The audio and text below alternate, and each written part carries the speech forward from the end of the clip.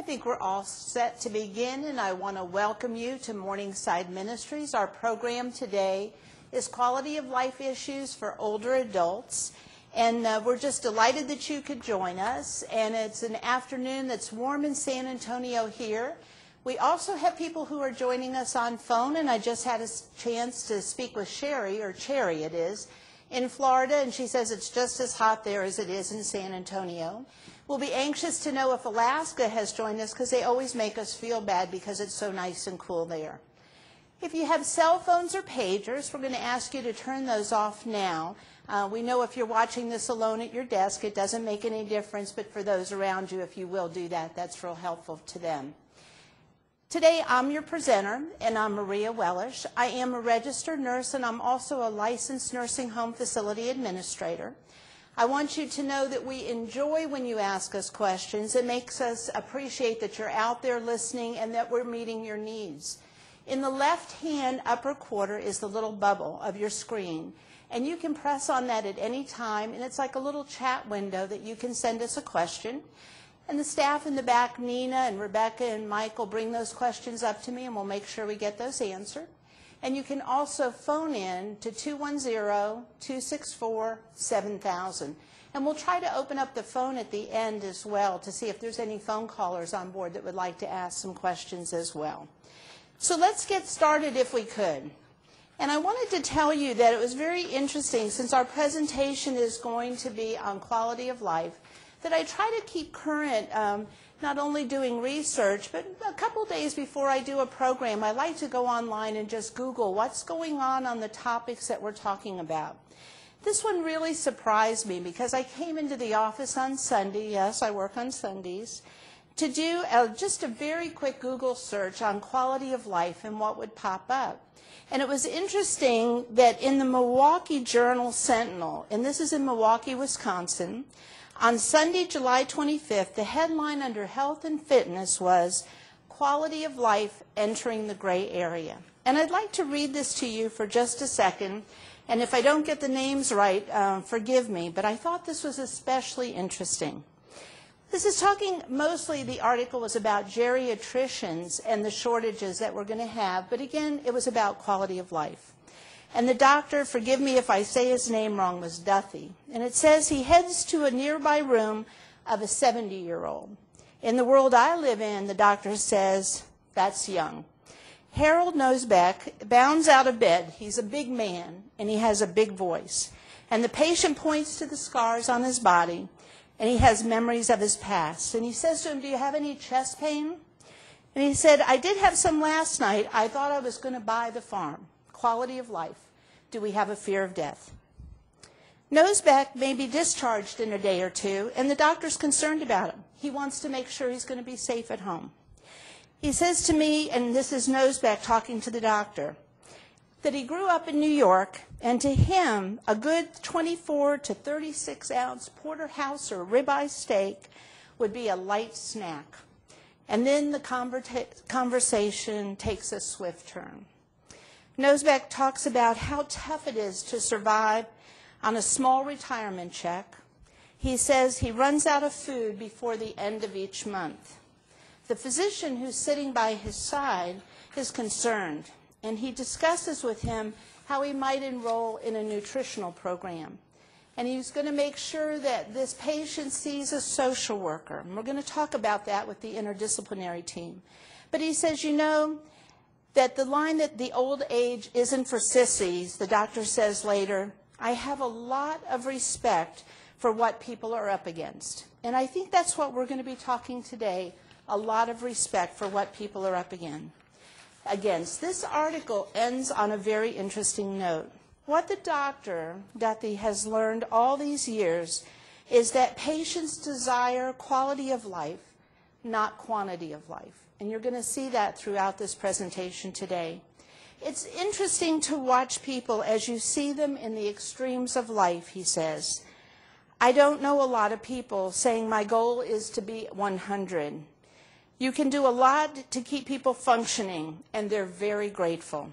There's so much he knows, this is the doctor, and so much he does not know.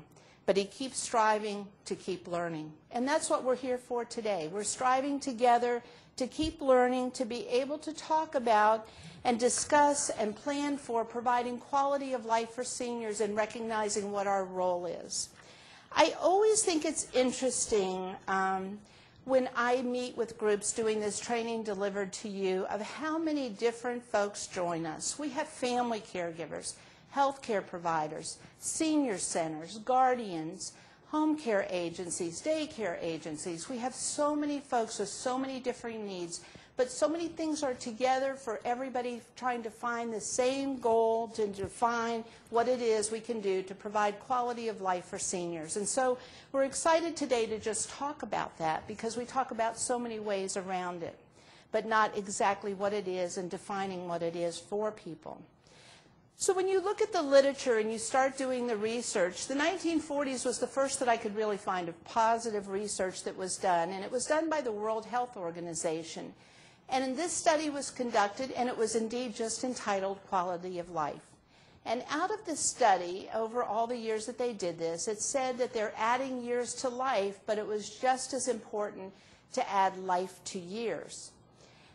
The World Health Organization defined health as this. It's not only the absence of disease and infirmity, but it's also the presence of physical, mental, and social well-being. I thought it was interesting because Sunday, while I'm Googling, I also called my husband on the phone to see what he was up to. And during that time, I said to him, hey, what does quality of life mean to you? And it was interesting that he said to me, it is my general well-being. And so here was the WHO, the World Health Organization, in 1940 talking about a state of physical, mental, and social well-being. We're going to learn a little bit more about what that means. Quality of life issues have become steadily more important in healthcare and in practice and in research, and we're going to see this as we move away from 1940. We move into the 1970s, and I'm going to tell you it's very interesting. In the 1970s, we began to look a lot more at cost effectiveness and Medicare revisions that stimulated so much research. And why was that? Well, when you think about what some of the things were happening and becoming very prevalent in the 70s, look at all the imaging, the CAT scans, MRIs, prosthesis, transplantation, so much more technology, so much rapid growth in the medical field. And we didn't have the policy and research to keep up with how we were going to afford all this. So decisions were being made when we came to transplantation. What was the risk? What was the benefit? And weighing those risks and benefits. Medical advances forced us to better study what was quality of life. And I thought it was very interesting because in doing some of my background research, I listened to a wonderful lecture by a physician who was saying, it's great when we find perfect pills that make people feel better, but in many cases those pills have an adverse effect that doesn't help them. And we know drugs that can help people with their cognizance, but it also can cause massive diarrhea. And if they don't get to go out and they don't get to spend time with their friends and they're confined to a bathroom, have we improved their quality of life?